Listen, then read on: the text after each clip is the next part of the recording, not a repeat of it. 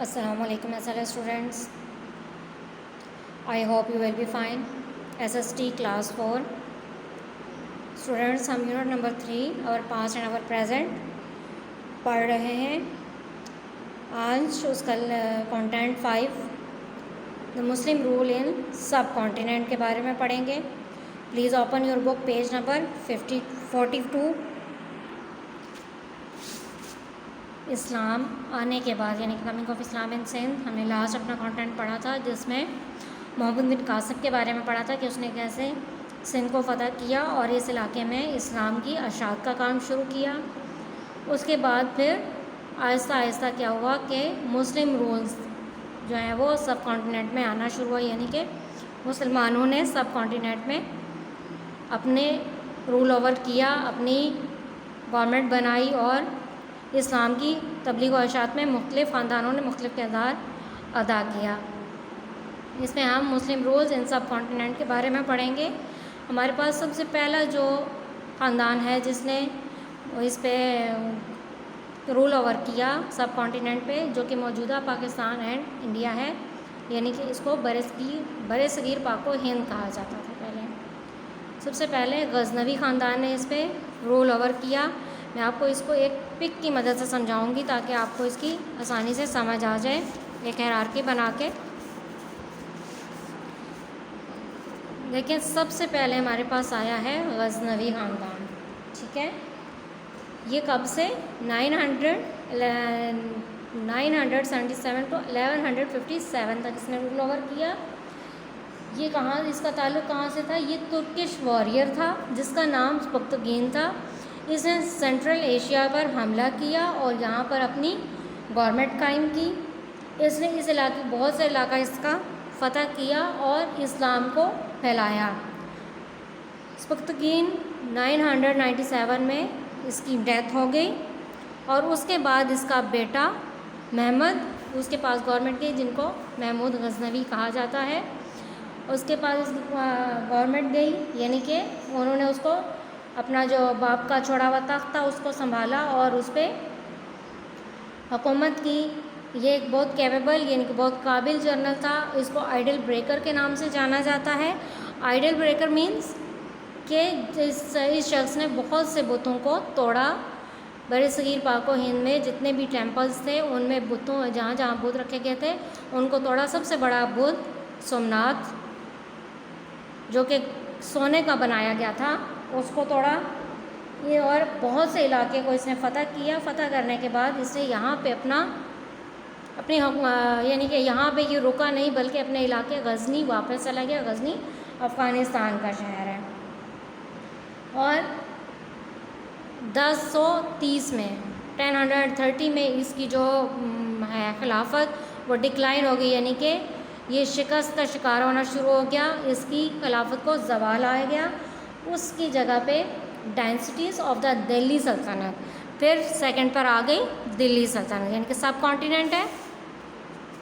सब कॉन्टिनेंट में गज़नवी ख़ानदान में स्पक्तुगीन और उसके बाद उसका बेटा महमद गज़नवी जिसने गवर्नमेंट की। उसके बाद जब इसकी गवर्नमेंट को या इसकी खिलाफत को डिक्लाइन आया, ज़वाल आया, तो डायनेस्टीज़ ऑफ दिल्ली सल्तनत, यहाँ पे दिल्ली की सल्तनत कायम हुई, जो कि 1180 में स्टार्ट हुई और तकरीबन 300 साल तक यहाँ पर कायम रही है सल्तनत।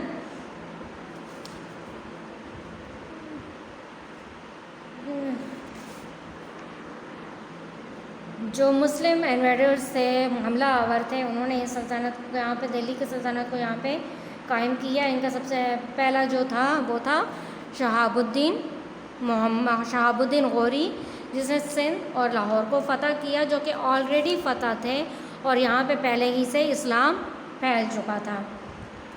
1206 में इसकी डेथ हो गई। इसके फोत होने के बाद इसने दिल्ली पे और इसकी गवर्नमेंट, इसके जो थे वॉरियर्स थे, ये इसके तहत काम करने वाले इसके जितने भी जनरल्स थे, उन्होंने इस इलाके को बहुत कामयाबी से फ़तह किया। इसके बाद अगली सल्तनत आई, वो है स्लेव डायनेस्टी में सबसे पहले कुतुबुद्दीन ऐबक आया, जो कि किसकी शहादत, इसकी वफ़ात के बाद शहाबुद्दीन गौरी की वफ़ात के बाद कुतुबुद्दीन ऐबक की डायनेस्टी आई। ये इसके मातहत काम करने वाला शख्स था, ठीक है। इसने यहाँ पे अपनी हुकूमत बनाई। ये एक बहुत कैपेबल जनरल था। इसने भी इस्लाम को फैलाने में बहुत काम किया। इसने किस इलाके को फ़तह किया? गंगा वैली और गुजरात को फ़तह किया। और इसके बाद एक और स्लेव अल्ततमिश ने यहाँ पे गवर्नमेंट कायम की, यानी कि कुतुबुद्दीन ऐबक के बाद अल्ततमिश आया। अगर आप देखो step by step slave dynasty में कुतुबुद्दीन ऐबक 1202 6 से 11 तक रहा। उसके बाद अल्ततमिश आया 1211 से 36 तक इसने यहाँ पे रूल ओवर किया। और ये 13वीं सेंचुरी का सबसे कामयाब रूलर था, सबसे कामयाब बादशाह था, जिसने यहाँ पे अब्बासियत कैलेफ यानी कि अब्बासिया खिलाफत की याद को ताज़ा किया और उसको यहाँ पर फैलाने की कोशिश की। इसने बहुत से सूफी स्कॉलर्स को हेल्प आउट किया इस्लाम को फैलाने में। अल्ततमिश की वफ़ात के बाद उसकी बेटी रज़िया सुल्ताना